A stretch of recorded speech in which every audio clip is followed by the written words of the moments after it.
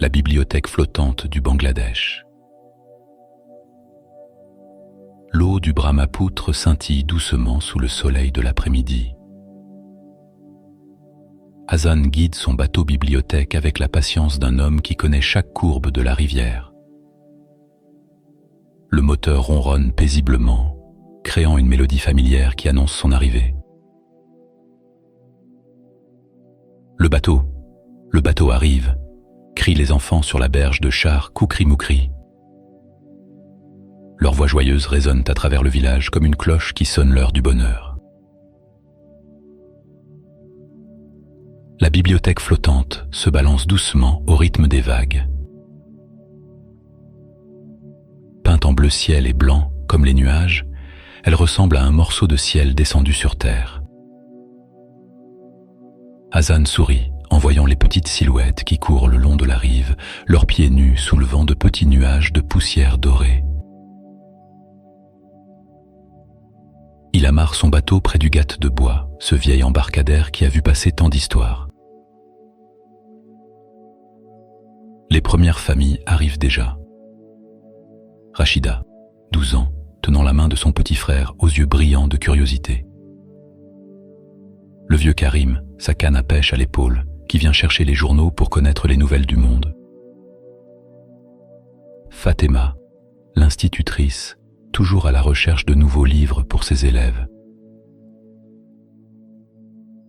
L'atmosphère est joyeuse mais empreinte de cette tranquillité particulière des fins d'après-midi sur la rivière. Hasan prépare les livres sur les étagères extérieures, ses gestes lents et précis comme ceux d'un gardien de temple. Les enfants s'installent déjà en cercle près de la proue, sachant d'instinct que le moment magique approche.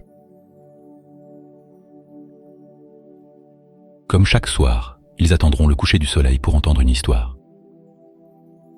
Car ici, sur cette rivière paisible, le temps suit le rythme des histoires et des étoiles naissantes.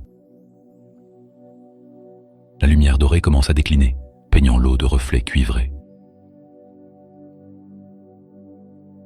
C'est l'heure où les derniers villageois viennent emprunter leurs livres dans cette danse familière que Hasan connaît par cœur. Salma, l'institutrice du village, choisit soigneusement des manuels pour ses élèves. « Avez-vous reçu le nouveau livre de mathématiques ?» demande-t-elle avec l'espoir dans la voix. Hasan hoche la tête et plonge dans ses caisses avec la délicatesse d'un chercheur de trésors. Les pêcheurs s'arrêtent en rentrant de leur journée sur l'eau, leurs filets encore humides jetés sur l'épaule. Ils sont curieux de voir les nouveaux ouvrages, feuilletant parfois un livre d'images avec des mains rugueuses mais respectueuses. Hasan observe cette harmonie quotidienne. Chacun connaît sa place, ses habitudes. Il aide un adolescent timide à choisir son premier roman d'aventure, murmurant des encouragements comme un grand-père bienveillant. Celui-ci te plaira. Il parle de voyages sur des rivières lointaines. Une grand-mère aux cheveux blancs feuillette un livre d'histoire pour enfants qu'elle lira à ses petits-enfants ce soir. Ses yeux brillent d'anticipation, imaginant déjà les sourires émerveillés des petits. Peu à peu, l'activité d'emprunt se calme. Le soleil descend lentement vers l'horizon, transformant le ciel en une toile de peintre. Les enfants commencent à s'installer spontanément en demi-cercle près de la proue du bateau. Hasan sent que le moment magique approche. Ce moment où les histoires deviennent plus importantes que le temps qui passe, où la rivière elle-même semble retenir son souffle pour mieux écouter. Le soleil touche maintenant l'horizon, comme une boule de feu douce qui embrasse la terre. Sans qu'on le leur dise, enfants et adultes se rassemblent autour du bateau. C'est un rituel aussi naturel que le chant des oiseaux au crépuscule. Hasan sort son coussin usé, celui qui a accueilli tant d'histoires, et s'installe face à son auditoire. Ses gestes sont lents, empreint de cette solennité douce qui précède les moments magiques. Même Fatima, d'habitude pressée par ses obligations, reste ce soir. Elle s'installe sur un petit tabouret, les mains posées sur ses genoux, le visage serein. Un silence paisible s'installe, troublé seulement par le clapotis de l'eau contre la coque. Ce silence n'est pas vide, il est plein d'attente, plein de cette complicité qui unit tous ces gens autour des histoires. Hassan regarde les visages familiers éclairés par la lumière dorée. Il ressent cette connexion unique, ce fil invisible qui relie tous ces cœurs battants dans l'attente d'une histoire. Au-dessus de l'eau, les hirondelles commencent leur ballet du soir, dessinant des arabesques invisibles dans l'air tiède. Leurs cris joyeux se mêlent au murmure de la rivière. Hassan prend une profonde inspiration, sentant le poids délicieux de tous ces regards posés sur lui. Il sourit doucement et de sa voix la plus tendre commence. Il était une fois, sur une rivière pas très loin d'ici. Il était une fois un petit poisson argenté qui rêvait de voler comme les oiseaux. La voix de Hassan se fait mystérieuse, portée par la brise du soir qui caresse les visages attentifs.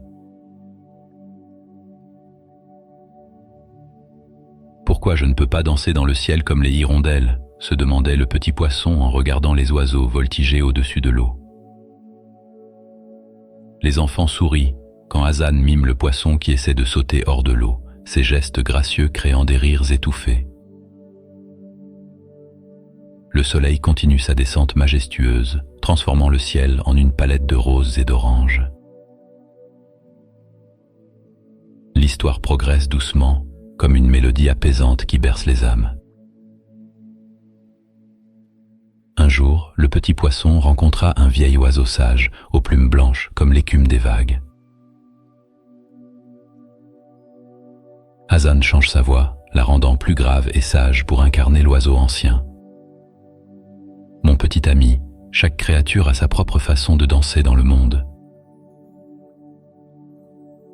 Les adultes se détendent, oubliant leurs soucis quotidiens. Les rides de fatigue s'effacent de leur visage, remplacés par cette paix profonde que seules les histoires savent apporter. Un bébé dans les bras de sa mère s'endort paisiblement, bercé par le rythme hypnotique de la voix de Hassan. Même les adolescents, d'habitude agités, écoutent avec une attention rare, captivés par cette sagesse simple. L'eau reflète les derniers rayons du soleil comme un miroir doré, et il semble que toute la nature retient son souffle pour mieux écouter cette histoire de poisson qui apprend à aimer sa condition. Et c'est ainsi que le petit poisson découvrit qu'il pouvait danser aussi bellement que les oiseaux, mais dans son propre élément. La voix de Hassan s'adoucit encore, préparant doucement la fin de cette histoire comme on prépare un lit douillet. Et depuis ce jour, le petit poisson danse dans l'eau, avec autant de grâce que les oiseaux dans le ciel, heureux d'être exactement ce qu'il est. La voix de Hassan s'éteint doucement, comme une flamme qui s'apaise. Le soleil a disparu derrière l'horizon, laissant place à un ciel violet parsemé des premières étoiles timides. Hassan ferme doucement son livre improvisé, ses gestes empreints de cette tendresse qu'on réserve aux choses précieuses. Les auditeurs restent silencieux un moment, savourant la fin comme on savoure les dernières gouttes d'un thé parfumé. Dans ce silence, on n'entend que le clapotis de l'eau et le chant lointain des grillons qui commencent leur sérénade nocturne.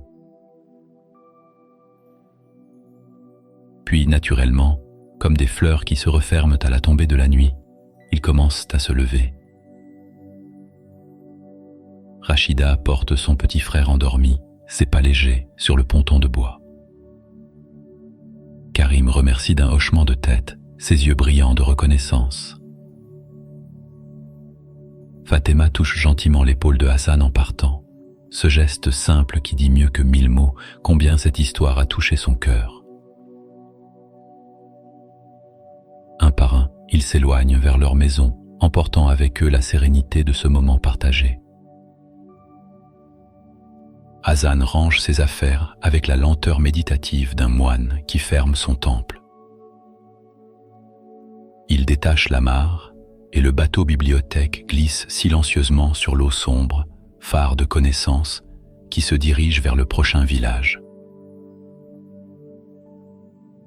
Dans son sillage, les lumières des maisons s'allument une à une, comme des étoiles terrestres qui répondent à celles du ciel. Et quelque part sur la rivière, Hassan sourit en pensant à toutes les histoires qui dorment encore dans ses livres, attendant patiemment le prochain coucher de soleil.